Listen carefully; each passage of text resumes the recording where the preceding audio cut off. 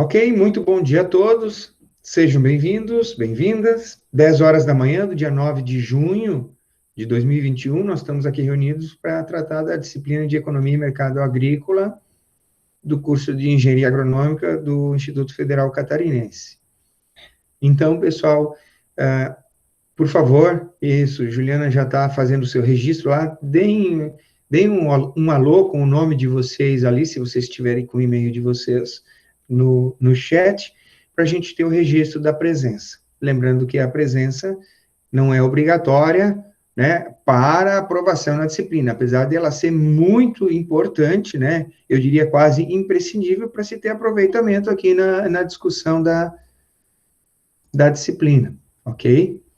Porém, já sabem, né, não vou ficar repetindo muito aqui, que para ter aproveitamento na disciplina, precisa, pelo menos, cumprir os prazos das tarefas. Pelo menos isso, né? Já que, pelas normas do Instituto, não é obrigatória a presença dos estudantes nos encontros online, e, além disso, as tarefas propostas têm tempo, têm prazo para fazer, e podem ser ainda se for do interesse do estudante, ser feita com auxílio de terceiros, né? Isso o professor, pelo menos nos modelos de avaliações que a gente propôs, não tem como impedir isso, tá? Aí fica a critério da consciência de cada um. Portanto, lembrando, o único elemento que a gente consegue ainda controlar com algum elemento da avaliação que a gente consegue controlar com algum grau de razoabilidade é a entrega das atividades, dos compromissos dentro do prazo e atendendo os requisitos que foram estabelecidos, ok? Então, registrado isso, eu vou explicar o que a gente vai fazer hoje. Eu estava comentando com quem estava aí antes do início da gravação, que eu sempre proponho a gente ser rápido e terminar talvez um pouquinho antes, mas eu não consegui fazer isso ainda, tá? Vamos ver se hoje eu não projetei muita coisa, tá? Mas o que a gente vai falar, basicamente, hoje a gente vai começar a explicar aqueles cálculos. O Anthony perguntou se aqueles vídeos são os cálculos que a gente vai fazer. Sim, os vídeos, os dois links que eu deixei de outros professores explicando como é o cálculo da elasticidade, são para ir reforçando esse conhecimento, que a gente não trabalhou ainda, mas hoje vamos fazer aqui o cálculo, tá? Hoje nós vamos fazer alguns exemplos, no mínimo dois, dos que está no exercício que eu propus para vocês, e outro fora que eu trouxe, que está dentro dos slides, e vamos tentar responder as perguntas de vocês, ok? Então, se tiver alguma pergunta prévia, vocês podem se manifestar agora, lembrando que nossa disciplina é bem aberta, amplamente democrática, vocês podem interromper a qualquer momento, podem, tanto sobre o tema que a gente estiver falando, sobre outro tema, e aí, de acordo com o andamento aqui do raciocínio, a gente vai pedir para vocês esperarem, ou não, a gente para e responde no momento, tá? Então, nós vamos continuar falando sobre o preço de equilíbrio, né, a relação da curva de oferta com a curva da demanda. Vou procurar esclarecer um ponto que, na minha opinião, não ficou muito claro na semana passada, eu acabei me enrolando um pouco. E, em seguida, a gente vai para o conceito de elasticidade e para o cálculo, que, na verdade, vocês vão ver que é bem simples, tá? Talvez a primeira coisa, enquanto vocês não vão falando, eu vou lembrar vocês aqui, tá? Então, já sabem, podem me interromper a qualquer momento. Lembrar vocês que nos siga aqui, ó, no tópico da aula de hoje, do dia 9, eu coloquei a mesma sequência de slides que eu já tinha colocado na semana passada, porém, ó, eu fiz essa observação. Arquivo atualizado, acrescentei uns 3 slides. Então, quem não baixou esse arquivo, já baixa só esse último aqui, que está no tópico da aula de hoje, tá? Eu acrescentei alguns slides e eu vou mostrar para vocês que slides são esses. Então, vamos lá. Falando sobre aquele ponto que eu gostaria de esclarecer em relação ao que eu apresentei semana passada. Eu não tinha esse slide aqui, tá, pessoal? Então, o que aconteceu? Quando a gente estava trabalhando na aula da semana passada, eu citei o exemplo de que o milho tinha dado um salto de 5% na Bolsa de Chicago, ok? Lembram disso, né? Então, aqui está a matéria que saiu no valor, tá? Milho sobe quase 5% em Chicago. Como que isso é representado lá no nosso gráfico, no nosso plano cartesiano, que cruza as linhas, né, as tendências de oferta e de demanda, tá? Esses 3 slides, este aqui e os próximos 2 que vêm, são os que eu acrescentei. Então, só me desculpem, não tem uma arte, assim, dinâmica, certo? Então, olha aqui, primeiro exemplo que eu vou dar para a gente tentar teorizar o que aconteceria, como que representa graficamente isso que aconteceu ali do milho subir 5%, tá? Então, até que ficou relativamente dinâmico. Nós temos aqui a curva da oferta, que está como S. Por que está como S mesmo, representada a curva da oferta? Alguém saberia dizer? Pode abrir o microfone aí, o microfone. Vamos lá, quem fala? Por que a curva da oferta eu estou representando nos nossos slides como S? Por causa do termo em inglês. É isso, né? Eu captei a mensagem. Isso, boa, Esther, tá? Então, nós temos o preço lá, tá? E aí, olha o que acontece. Nós temos o preço de equilíbrio, que era, vamos dizer, 100.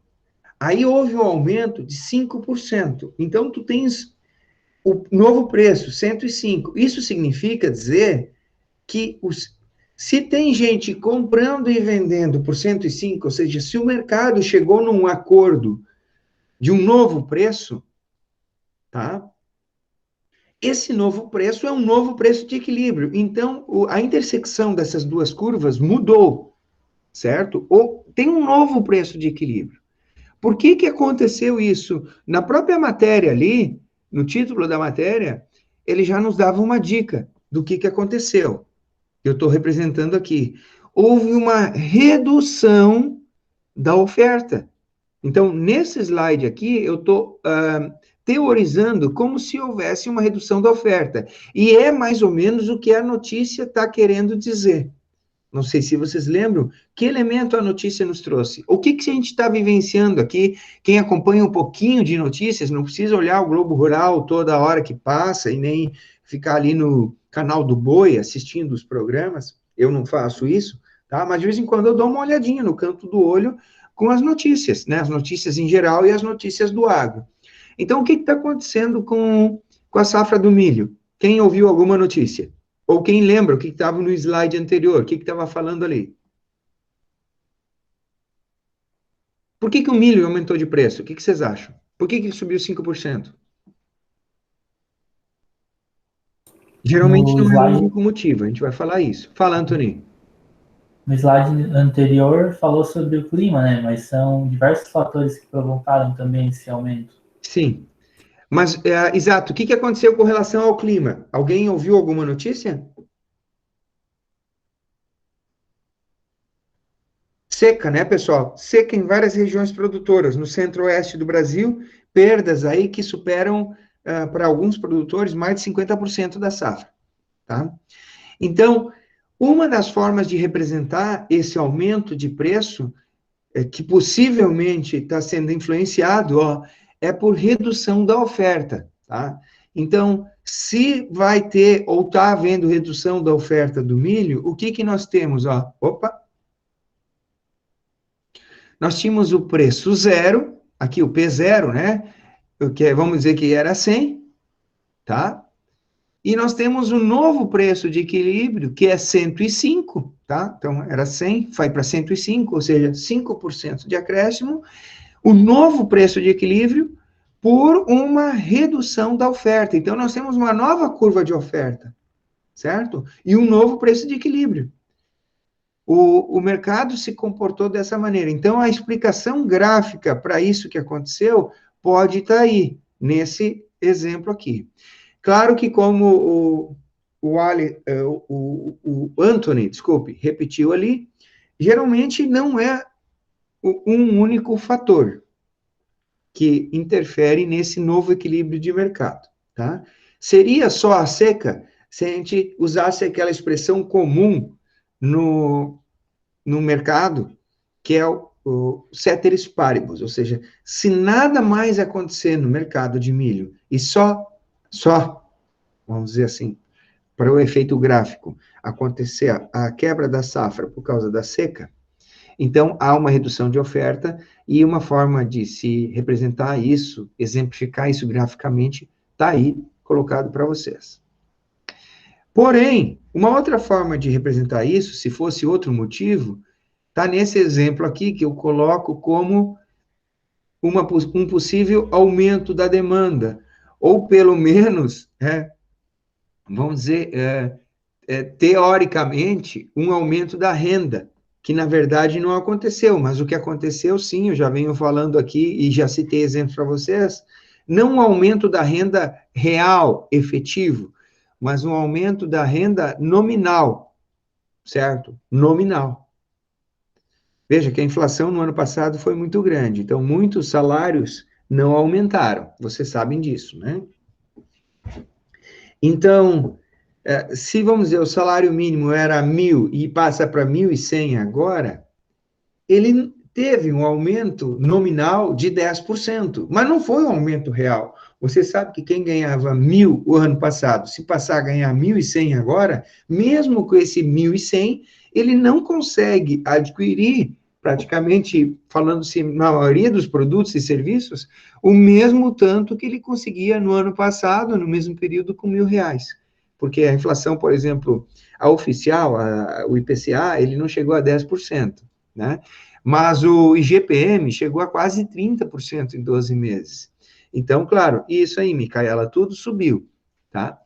Então, tu ter um aumento de renda de 10%, ele é apenas nominal, mas real é até uma perda de renda, uma redução de renda, ok? Mas, se fosse o caso do milho aumentar o preço por causa de aumento da demanda, vamos dizer que a China aumentou o seu plantel de suínos, certo? E a China tem muita gente para alimentar, vocês sabem, e aí ela foi para o mercado para tentar comprar mais milho. Como é que isso seria representado? Aqui, tu tinha uma demanda zero, com o preço zero, e agora tu tem uma demanda 1, com o novo preço, o preço P1, certo? Então, saiu de 100 para 105 com o aumento da demanda, com a oferta se mantendo constante. Porém, eu não tenho aqui um terceiro gráfico, eu peço só que vocês imaginem, na verdade, o aumento do preço do milho é um reflexo de vários fatores, inclusive de aumento de demanda, diminuição de oferta. Então, na verdade, vocês teriam que imaginar as duas curvas se movendo, né? A curva da oferta se movendo para uma quantidade menor, como era o slide anterior, e a curva de demanda se deslocando para uma quantidade maior, como está nesse slide. Então, cruzando os dois, tu teria lá o novo preço de equilíbrio que tem subido constantemente aí nas últimas semanas. O pessoal que está acompanhando o preço do milho, se eu não me engano, é a Letícia e o Marcos, devem estar verificando isso. Vocês perceberam que está tendo um aumento no preço do milho? Sim, beleza, Letícia, é isso mesmo, tá? Então, de que forma isso se reflete no gráfico? Mais ou menos como eu tentei teorizar aqui, tá? As duas coisas. Aumento da renda, pelo menos nominal, né? Porque todos os países estão imprimindo muito dinheiro, alguns mais, outros menos, né? A Venezuela e a Argentina estão imprimindo numa velocidade muito maior que os outros países, não tem como alcançar. O Brasil está imprimindo bastante também, os Estados Unidos mais ainda, e vamos dizer, das nações que a gente apresentou para vocês, aqueles gráficos de impressão de dinheiro, na verdade a zona do euro é que está mais contida, né, na impressão do dinheiro. Ainda assim aumentou, o euro aumentou a quantidade jogada de papel moeda no mercado, só que não numa quantidade assim tão alta como nos Estados Unidos, e nem como no Brasil. E muito menos como esses outros países que estão desregulados aí em termos de controle monetário. Tá ok, pessoal? Sobre aqui, porque eu falei semana passada do aumento do preço do milho e acabei, acho que confundindo vocês sobre como estaria representado graficamente. Então, fiz questão de trazer isso aqui. Ok? Vamos adiante, vamos falar da elasticidade do preço, então, tá? Agora, aqui é só reforço, tá? Até alguns slides assim a gente viu na semana passada, eu vou ver se eu vou sem pular, eu chego lá na elasticidade, tá? Não vou pular, porque tem muita... Vou ter que pular.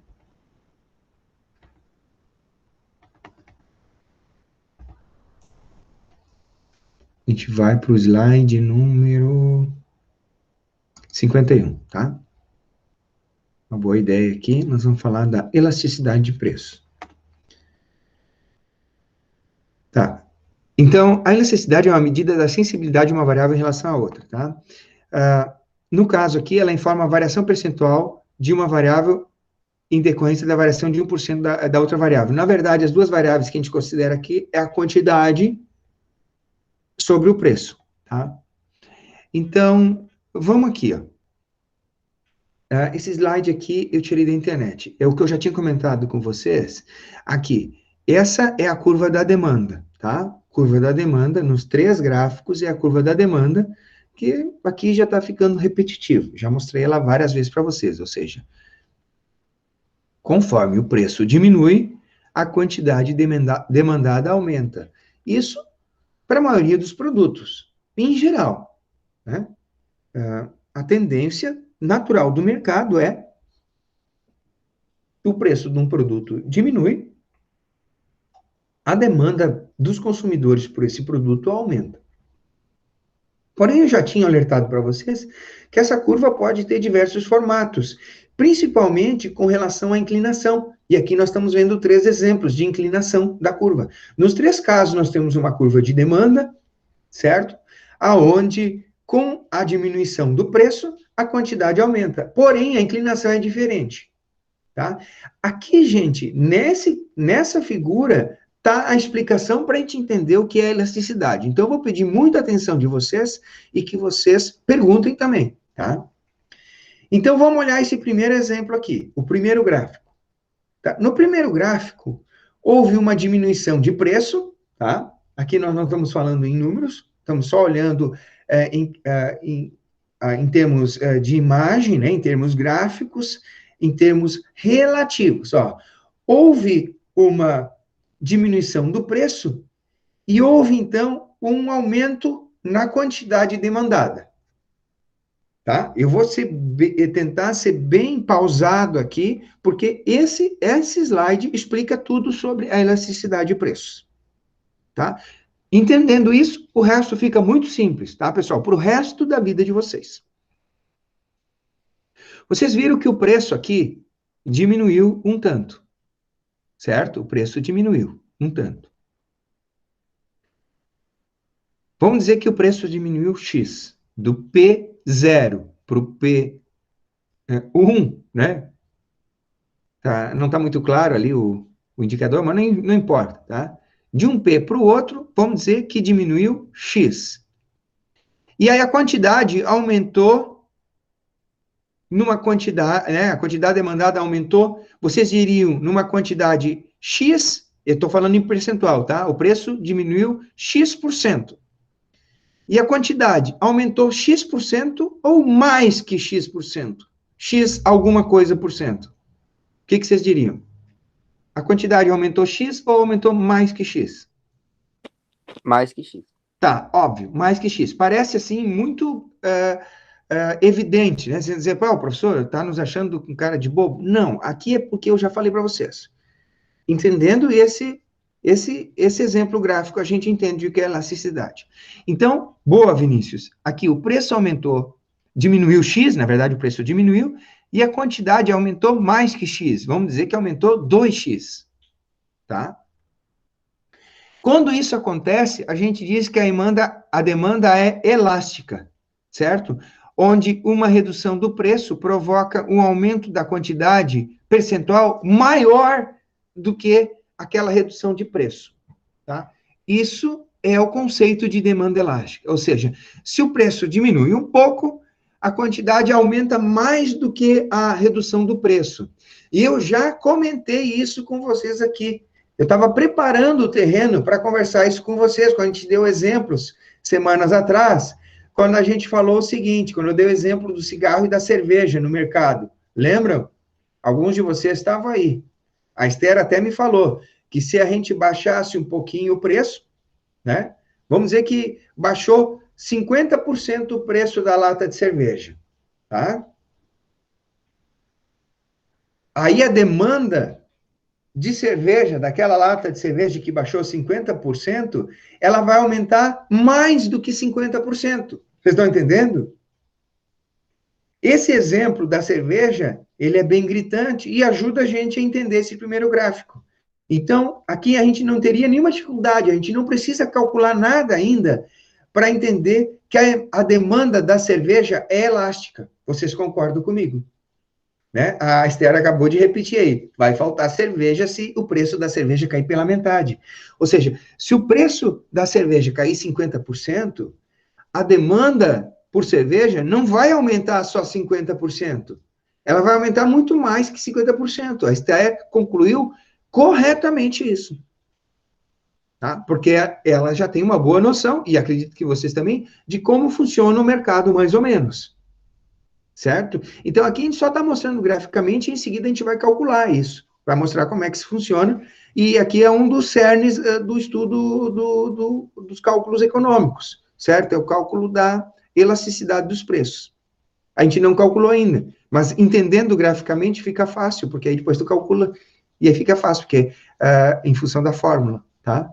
Então, um produto que tem demanda elástica, como a lata de cerveja, ele teria esse comportamento. Quando tu baixa o preço X, a demanda aumenta mais do que X.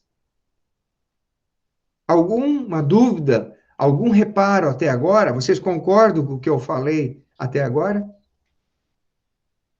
Beleza. Vamos para um outro produto. Letra B aqui, ó. Um produto que tem a demanda inelástica, tá? Imagine um produto que eu abaixo o preço 50%, mas que a demanda vai aumentar menos que 50%. Tá? A gente já falou do exemplo do cigarro, mas agora eu vou trazer um outro exemplo clássico dos estudos de economia. Porque veja que esses cálculos que a gente vai fazer, por isso que o Mises não gostava, porque eles dependem muito de várias circunstâncias, várias características do produto e do mercado consumidor, da sociedade que está ali, certo? Então, eu pego alguns exemplos que, mesmo mudando de sociedade, eles dariam um resultado bem parecido. Então, eu vou pegar o exemplo agora clássico do sal de cozinha. O sal, aquele pacotinho de sal no mercado, certo? Quem de vocês sabe quanto custa 1 quilo de sal no mercado? 2 e pouco. Boa, Esther. 3. Vamos dizer que é 3 pila o sal. Eu não sei também, tá? Vamos dizer que o sal, que o mercado faça uma mega promoção de sal. E era 3, mesmo preço da latinha, tá? Vamos fazer, então, um comparativo. Mesmo preço de uma latinha de cerveja, tá? 3. E o mercado baixa o preço do sal em 50%. Baixa de 3 para 1,50. Esther, você que está colaborando aí, vai faltar sal no mercado também, como aconteceu no caso da cerveja? Boa, Esther. A Esther imagina, assim como eu, de que isso vai afetar muito pouco a demanda. Né? Ninguém vai encher os carrinhos de sal, não vai ter o pessoal brigando para entupir os carrinhos e correndo lá no mercado, no caixa, para levar a maior quantidade de sal possível para casa. Vocês concordam? Diferente do que aconteceria com a cerveja. Vocês estão concordando? Então, esse segundo gráfico, o gráfico B, ele representa mais ou menos o que acontece com o mercado de sal. Tu pode baixar 50% o preço do sal, mas a demanda não vai aumentar 50%. Talvez aumente um pouquinho a demanda, como o gráfico está mostrando.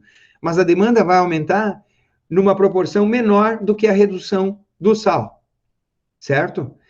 E aí a gente fala que esse produto tem uma demanda inelástica, porque o valor vai dar menor que 1, tá? Na letra A ali, na letra A, a elasticidade vai dar maior que 1, por isso que é elástica, e na letra B vai dar menor que 1, aí inelástica. Isso aqui é importante entender, gente, porque aqui está a raiz dos mecanismos de mercado, certo? A letra C, vocês nem precisam considerar, porque é o seguinte, a demanda normal, na verdade, ela seria a elasticidade unitária, onde o cálculo daria 1, ou seja, se o preço caiu 50%, a quantidade aumenta 50%, certo? Aí o 50 sobre 50 daria 1. Então, seria a curva clássica, um produto que teria elasticidade unitária, ou 1. A letra C nunca vai acontecer, tá, pessoal? A não ser por um acidente, em algum momento, um passa pelo outro, tá? Então, a letra C é só uma teoria de mercado. A letra C, ela não acontece. Eu perdi ali agora, porque eu estou com a tela cheia aqui, eu vi que alguém se manifestou, acho que foi a Esther, mas de jeito nenhum eu vi o que você escreveu, Esther. Ou manda de novo, ou abre o microfone aqui para eu ouvir tua voz e faz a tua intervenção. O que você quis dizer lá? Colabora com a gente, Esther. Professor, nessa questão ali, sobre baixar os preços e tal, no sal não mudaria muito, porque, tipo, ninguém vai querer Mais armazenar 4, 5 quilos de sal em casa. Isso. Mas com o aumento dos preços da carne bovina e do arroz, talvez se eles baixassem 50%, mudaria a demanda, não? Sim. Minha percepção. Boa, Esther. É assim, teria que calcular, né? Porque o arroz, por exemplo, aqui no Brasil, ele vai ter um comportamento diferente em outras sociedades, né? Que talvez não consumam tanto arroz. E mesmo nos locais aí que comem mais arroz que no Brasil, talvez seria diferente. No Brasil, a gente tem o hábito de comer muito arroz. Praticamente todos nós comemos arroz todos os dias. Então, é um produto que é altamente demandado. Aqui, para a nossa realidade, ele vai se comportar de uma maneira, certo? O arroz é um pouquinho mais difícil, tá? Mas a gente teria que calcular. Inclusive, tem tabelas, a gente vai ver tabelas, que trazem qual seria a elasticidade da demanda do arroz. Só que isso é um exemplo teórico, é um cálculo que alguém fez um dia. Se nós fizermos o nosso experimento, se a gente for ali para o supermercado, nacional, que tem em Torres, e fizer o nosso experimento, talvez o resultado não dê o resultado que está na tabela. Sim, tem vários fatores que interferem aí. O teu raciocínio está correto, tá, Esther? Mas, e por isso que o Mises não gosta muito desses cálculos econômicos, porque se eu fizer o cálculo para o arroz lá no Mercado Nacional de Torres, só por exemplo que eu estou dando, pode ser que dê um valor diferente do que está na tabela de algum livro, tá? Porque isso vai da ação individual de cada consumidor que entrar no Mercado Nacional em Torres. Você está entendendo? E não são os mesmos que compuseram aquele valor calculado para a tabela. Eles são só uma referência, tá? Eu vou mostrar que existem tabelas para produtos. Ele serve como um guia, não como um valor. Por exemplo, o mercado de automóveis é muito diferente do Brasil para o americano. Então, se comportaria diferente. Mas, ótimo, a tua intervenção tá boa, teve mais gente que falou, perdi também, a Micaela e a Letícia, eu vi que falaram. Se quiserem, por favor, abram o microfone, que eu estou com a tela cheia aqui, se quiserem fazer a sua contribuição. É que é tudo ligado à proporção de uso e necessidade, né? Exato. E dependendo isso muda de uma sociedade para outra, né, Micaela? Isso, e as prioridades de cada um, né? Sim. Talvez uns dê mais prioridade a comprar uma cerveja do que um saco de arroz, né? Exatamente. Exatamente. Até porque é o seguinte, e isso entrou muito na discussão agora no ano passado, quando houve aquele aumento considerável do arroz, né, Micaela? Que é o seguinte, o arroz, até, claro, a gente consome todo dia e tal, a maioria dos brasileiros consome todo dia, mas é uma quantidade específica, né? Tipo, tu não vai comer muito mais arroz do que tu come só porque baixou o preço. Vamos dizer que o arroz baixe 50%, tá? Talvez tu não aumente 50% o teu consumo de arroz. Aquele tanto que tu coloca no prato, provavelmente você vai continuar colocando mesmo. Tá? Mesmo com fortes oscilações no preço. Já a cerveja, quem toma uma, toma duas, né? Toma 3, toma 10, com um preço mais razoável. Você está entendendo? Ainda assim, se eu comparar a cerveja com arroz, porque são dois extremos nesse exemplo de comportamento de mercado, vocês vão concordar comigo. Eu não como o dobro do arroz, mesmo que o preço baixe bastante. Agora, se o preço da cerveja baixar bastante, é capaz de eu tomar 10 vezes mais do que eu tomo. A cerveja colabora. Tá. Mas vamos lá, para terminar esse raciocínio e ir para a fórmula, tá? Vamos ficar só no exemplo A e B, já que eu lembrei vocês que o C é só teórico, ele pode acontecer num momento ou com o outro. Os produtos, eles vão se comportar mais como o exemplo A ou o exemplo B, tá? Pessoal, o C aqui, ele é teórico, é só para constar numa página de um livro. Entenderam isso? Então, o que a gente vai ver aqui? Olha, no comportamento A, na demanda elástica, se, quando eu baixo o preço, a demanda aumenta muito mais proporcionalmente do que essa redução de preço, aqui uma intervenção do produtor desse produto, pode ser baixar o preço. Porque, proporcionalmente, cada real que ele baixa o preço, ele aumenta a receita total, o faturamento.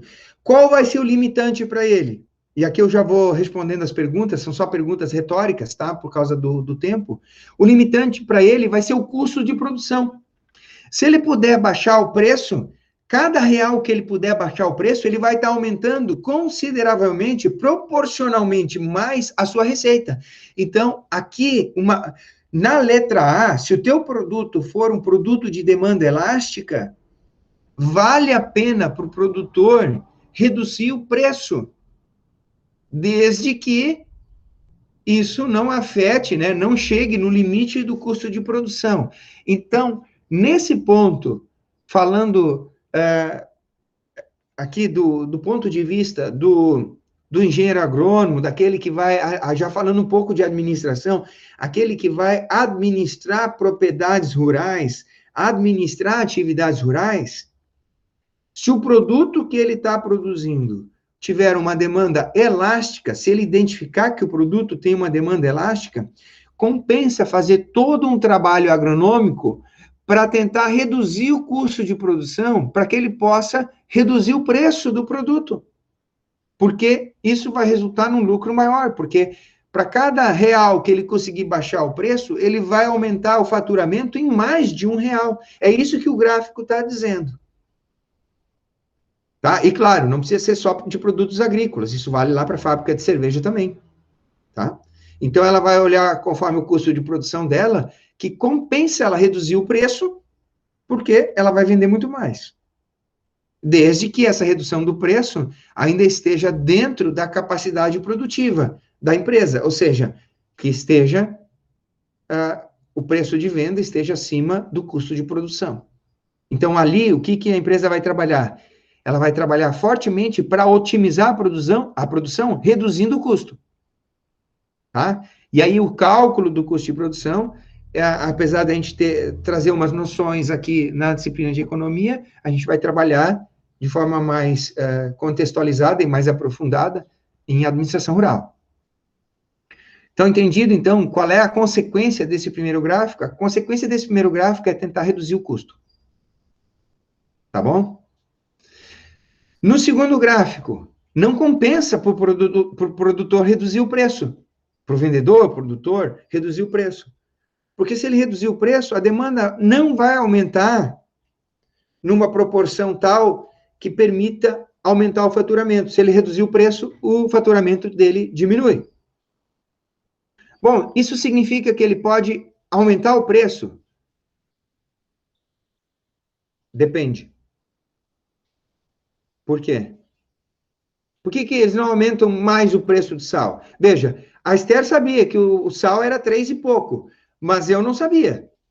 E aposto que muitos de vocês nem sabem o preço do sal lá no mercado. Então, só pelo que a Esther soprou aí. E se, vamos lá, dizer que o pai, a mãe de vocês, alguém pede, ó, vai lá comprar o sal no mercado. E o sal tiver 6, você vai comprar. Porque você nem faz ideia qual é o preço do sal. Você vai só atender um pedido da tua mãe. Estão entendendo? Então, por que os produtores de sal não aumentam o preço? Por que eles vendem a 3? Por que eles não vendem a 6? Se o produto tem demanda inelástica.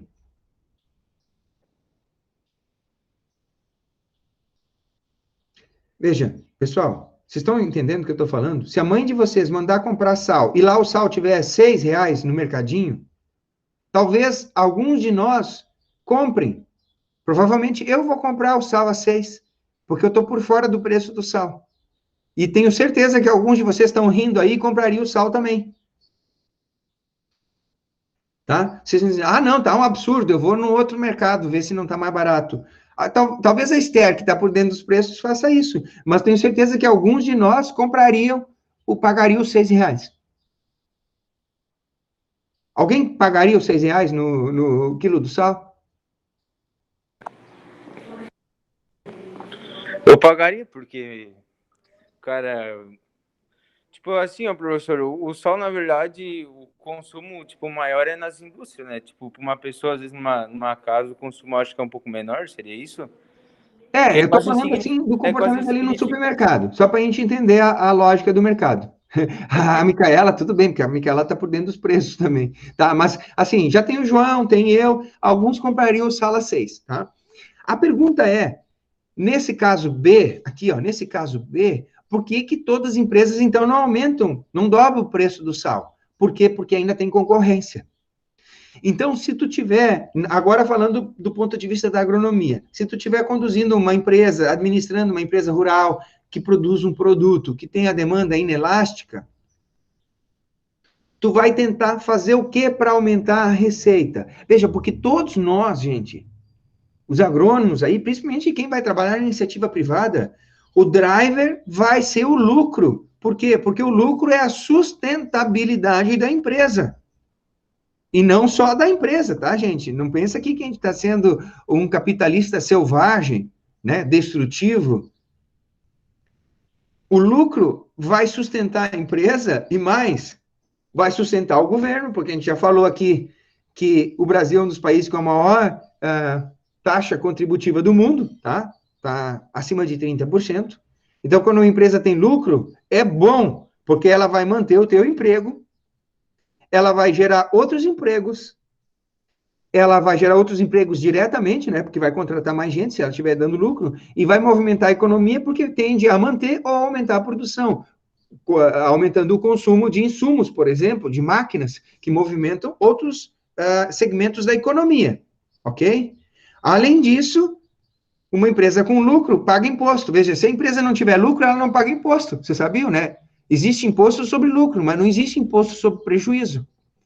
Tá? Então, para o governo, é bom que a empresa dê lucro, tá? Não é um capitalismo destrutivo a empresa ter lucro. É bom, o governo deve querer que a empresa dê lucro, tá?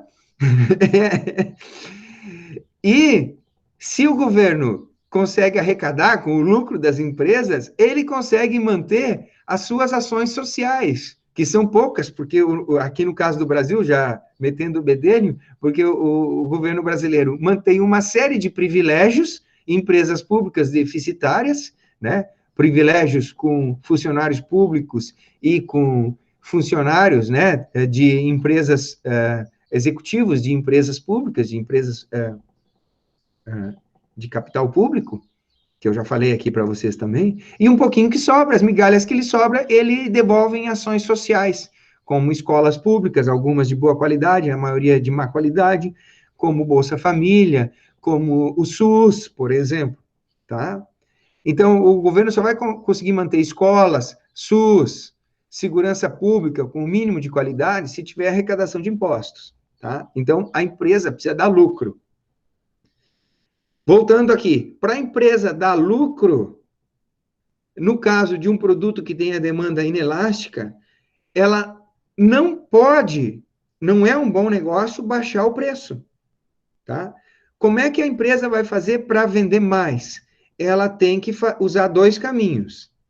Tentar eliminar os concorrentes ou investir em marketing e superar os concorrentes pelo marketing, tá? Num ambiente de mercado livre, de mercado sério, de mercado sem interferências, o único caminho é o marketing. Num mercado que há interferência governamental, tu pode tentar, através de amigos do rei, através de políticos, através de amigos do governo, interferir na concorrência. É, por exemplo, o que aconteceu agora nos últimos anos, o que a gente viu no Brasil, por exemplo, com a questão da JBS, né, que era uma empresa aí favorecida pelo governo e conseguia eliminar os concorrentes, não porque ela tinha um marketing melhor, ela até tem um pouco de marketing, mas ela agia também no campo da eliminação dos concorrentes através da tentativa de formar um monopólio. Se vocês conversarem com pessoas do interior, nem precisa ser olha, aqui em Santa Catarina tem também exemplos. Vocês vão encontrar, se vocês não souberem de exemplo, vocês vão encontrar pessoas conhecidas, que vão dizer, que tal frigorífico pequeno a Friboi comprou. No Mato Grosso, a maioria dos frigoríficos pequenos foi eliminada.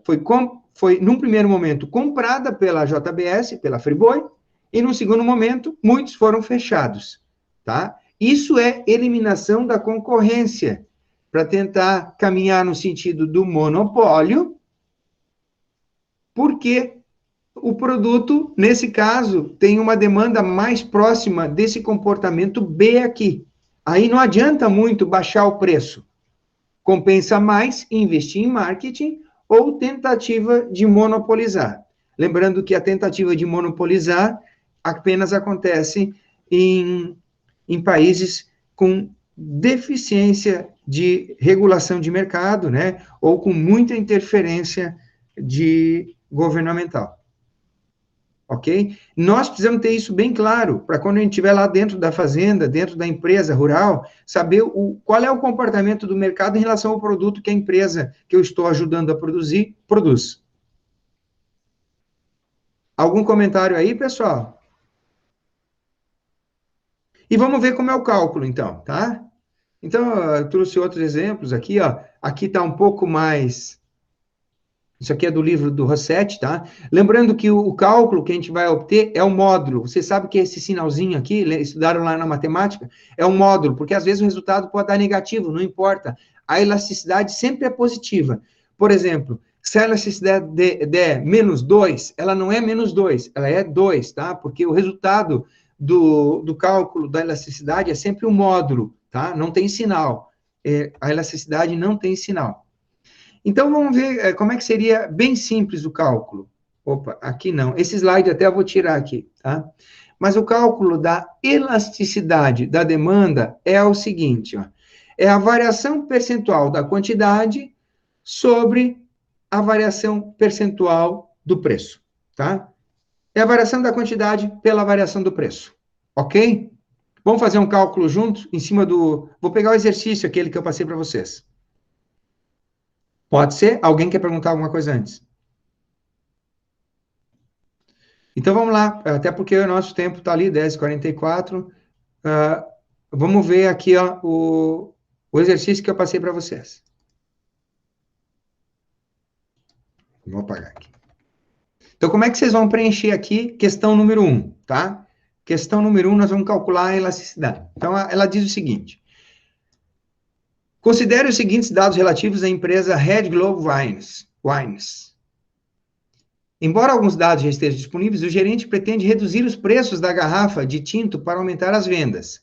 Ele estimou o crescimento das vendas, mas precisa saber se de fato essa estratégia é boa. Então, ele tem o seguinte, ele fez projeções. O cenário A, B, C, D e o F, e para cada variação de preço, a gente tem que calcular, desculpem, a elasticidade, tá? Então, ele tem o seguinte, ele tem a seguinte realidade. Ele vende o vinho, aqui está estimada, mas eu posso colocar como essa aqui a real, tá? Vamos dizer que o preço da garrafa é 20, ele vendendo o vinho a R$20, ele está vendendo dentro de um período de tempo, vamos dizer que é por semana, tá? Ele vende R$100, aliás, 100 garrafas por semana, tá bom? Aí eu calculei qual é a receita total, óbvio, tá? ele vende 100 garrafas por semana. Aqui podia ser por semana, por mês, por ano, por dia, não importa, tá? É um exemplo teórico hipotético. Como eu não coloquei o período de tempo, ele vai ser o mesmo para todos, então isso não interfere no cálculo. Vamos dizer que é por semana, só para a gente pisar assim num exemplo mais concreto. Então, ele teria uma receita de R$2.000 por semana, se ele vender 100 garrafas a R$20. Então, ele conhece, pelo movimento lá na cantina dele, pela experiência dele, que se ele baixar R$1 no preço, baixar para R$19, ele vai aumentar a venda para 120 garrafas por semana. Aí a receita total aumentou para 2.280, tá? Essa coluna da receita total é só para a gente ajudar a calcular ali a questão do lucro, tá? Nós vamos calcular a elasticidade, então, para esse primeiro intervalo. Então, a gente vai calcular a elasticidade, preço da demanda, do ponto A para o ponto B, tá? Então, fica muito fácil. O que vai no numerador da fórmula? A quantidade. Então, nós temos que calcular primeiro a variação da quantidade, a variação percentual da quantidade. A quantidade vai de 100, ponto A, para o ponto B. É muito importante cuidar da onde para indo. Da onde para onde está indo, tá? Está indo de 100 para 120. Então, se a quantidade de garrafas aumentou 20, aumentou de 100 para 120, qual foi a quantidade? O aumento na quantidade. Eu vou colocar elasticidade igual... A quantidade aumentou quanto, pessoal? 20%. Boa. 20% dividido por... Agora nós vamos ver qual foi a variação de preço. O preço era 20, ponto A para o ponto B, tá? Aqui é importante cuidar da onde para onde está indo, porque isso depois traz um novo conceito dentro da elasticidade, um subconceito, vamos dizer assim, tá? Talvez a gente nem trabalhe esse subconceito hoje, tá? Que é o método do ponto médio. Mas vamos entender primeiro o conceito do cálculo da elasticidade. Então, o preço diminuiu de 20 para 19, tá? Então, essa redução de 20 para 19 foi uma redução percentual de quanto? Ela abaixou R$1 em 20. Foi de 20 para 19. Então, 20 menos 19, e esse valor dividido por 20 vezes 100, porque a gente está indo do ponto A para o ponto B. Percentualmente, qual foi a redução do preço, pessoal? Qual a redução do preço? 20 menos 19 dividido por 20 vezes 100. Qual foi a redução do preço? Tem que calcular aqui? 5%. Boa, Esther. Tá? Então, a elasticidade foi 20% dividido por 5%. Quanto deu?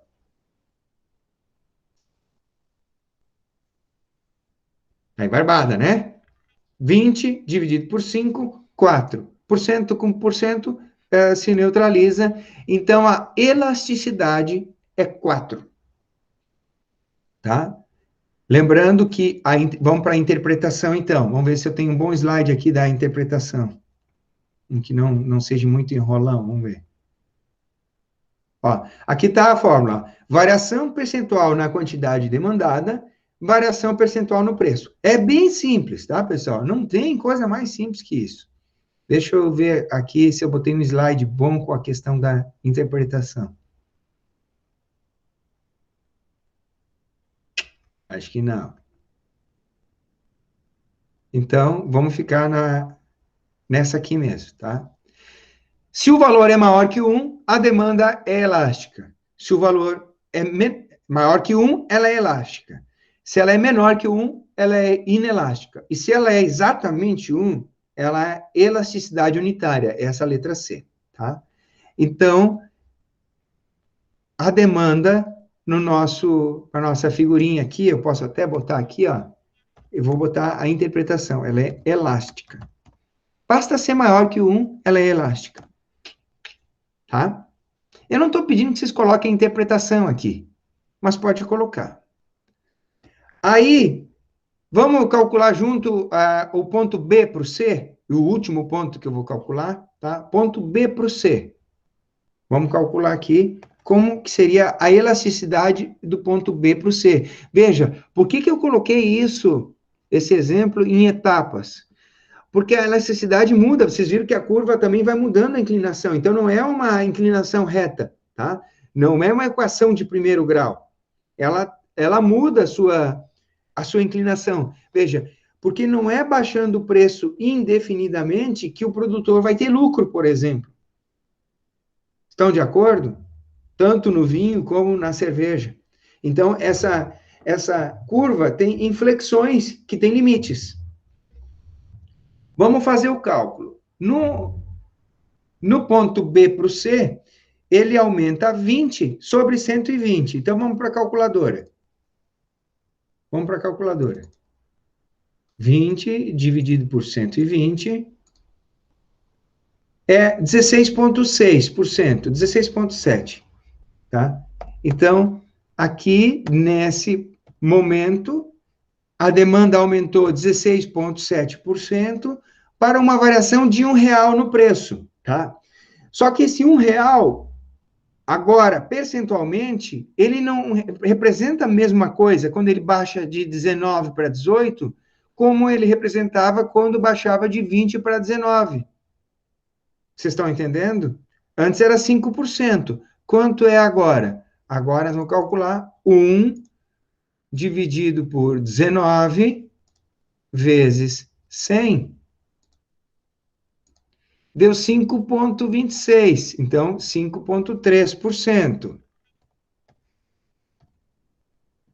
E é esse o cálculo que eu tenho que fazer. 16,7 sobre 5,3.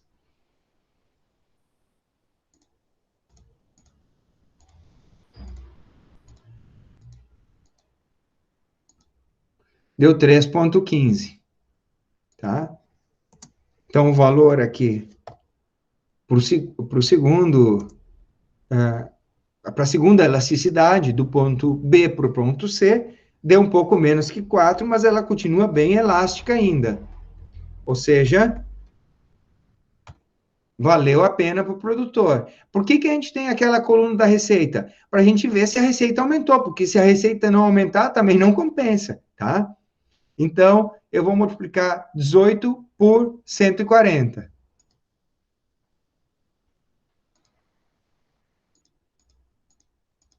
2.520. Então, aumentou a receita total. Claro que tem um outro elemento aqui, que é o que está fora, que eu comentei nos slides lá com vocês, que o produtor tem que verificar. Aumentou a receita total, o faturamento bruto aumentou. Tem que ver ainda, e isso está fora desse exemplo, tá? Se ele ainda está cobrindo o custo de produção vendendo a garrafa 18. Provavelmente sim, né? Porque, principalmente se for ele que produzia a própria uva e tal, ele vai ter um custo de produção muito baixo, mão de obra caseira, né? Mão de obra da própria família, né? Mão de obra familiar. Então, o custo de matéria-prima, de insumos, vai ser bastante baixo e provavelmente vai estar valendo a pena ainda. Mas lembrando que para a gente fazer um raio-x completo, para fazer uma análise completíssima, não só dentro desse exemplo limitado, eu teria que ter ainda o custo de produção, tá? Então, fazendo essa ressalva, aqui a gente está só fazendo um cálculo de um exercício econômico, tá? Então, do ponto A para o B, deu 4, do ponto B para o C, deu 3,15, continua elástico. E assim vocês vão calculando para cada ponto ali, tá? E no final vocês respondem ali o que está sendo perguntado. Deu 10h55 já. Achei que seria um pouco mais rápido. Nós não vamos falar de estrutura de mercado hoje, simplesmente porque não deu tempo, tá? Eu fui devagar aqui, fui um pouco repetitivo, mas era necessário para a questão da gente tentar capturar, entender esse conceito de elasticidade, tá, pessoal? Assim, seria importante, ó, nós estamos só com 12 acadêmicos participando, eu tenho certeza que vocês que estão acompanhando entenderam ou todo, ou pelo menos a grande parte que envolve aqui, dos conceitos, né, que envolve o cálculo da elasticidade, não vai ser mais um nome feio para vocês, não vai ser mais uma coisa estranha para vocês, tá? Eu espero que os estudantes, os acadêmicos que ainda estão matriculados, ainda pretendem aprovação na disciplina, acompanhem esse vídeo, tentem fazer os cálculos e entreguem, né? Você sabe que ainda tem 2 semanas para entregar, dia 23, tá? E a gente vai reservar toda a aula da semana que vem, todo dia 16, apenas para trabalhar em cima dos exercícios que eu passei. Ou seja, vocês têm que começar a tentar fazer, quem não começou ainda, e tem que trazer as dúvidas. Veja, o que eu estou falando aqui? Eu vou ajudar vocês nas dúvidas que vocês tiverem naquela sequência de exercícios, que vocês sabem que é individual, que vocês sabem que tem que responder na mão, fazer fotos e montar um arquivo PDF com as fotos, entregar um arquivo único até as 8 horas da manhã do dia 23, ou seja, daqui a 15 dias, a 14 dias, na verdade, tá? 2 semanas, tá? E ainda assim, eu estou me propondo a ajudar vocês a tirar todas as dúvidas, especialmente usando o tempo do nosso encontro do dia 16, que é a quarta-feira da semana que vem, tá? Então, eu espero muito que vocês venham com dúvidas na semana que vem, eu vou tentar sanar o que tiver ao meu alcance, ajudar vocês em todas as dúvidas. Se ao final, né, da intervenção de vocês ainda sobrar tempo, eu continuo com o conteúdo, tá? Da disciplina. Se precisar passar o tempo da disciplina para responder dúvidas, não tem problema, eu tenho a quarta-feira toda, até às 6 da tarde, que é o horário da minha próxima aula, para ficar respondendo dúvidas, e vou ficar aqui à disposição de vocês, tá? Então, resumindo aqui, para deixar bem claro, gravado, não há justificativa, não há porquê não fazer esse exercício por completo e entregar ele no prazo, tá? Quem não fizer isso vai estar falhando com uma das avaliações, assim, protocolares da disciplina e vai estar também, assim como quem já falhou na avaliação anterior, colocando em risco o seu desempenho, a sua avaliação, o seu aproveitamento na disciplina de economia. Tá bom, pessoal? Então, eu fico aqui agora aberto para as colocações finais de vocês. Ver se vocês têm uma intervenção, algum comentário a fazer.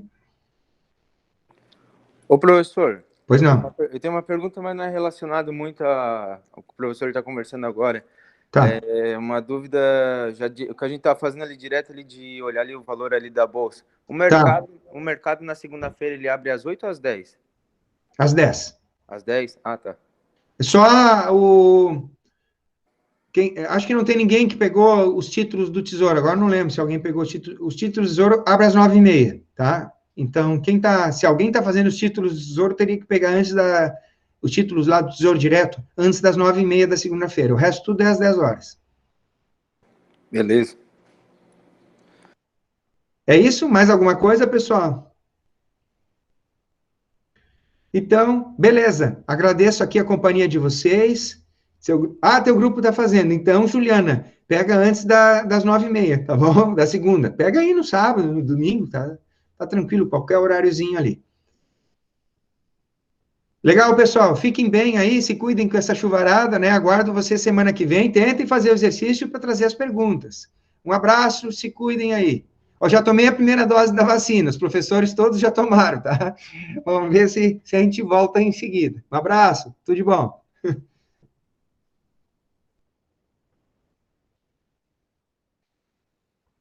Valeu, tchau, até semana que vem.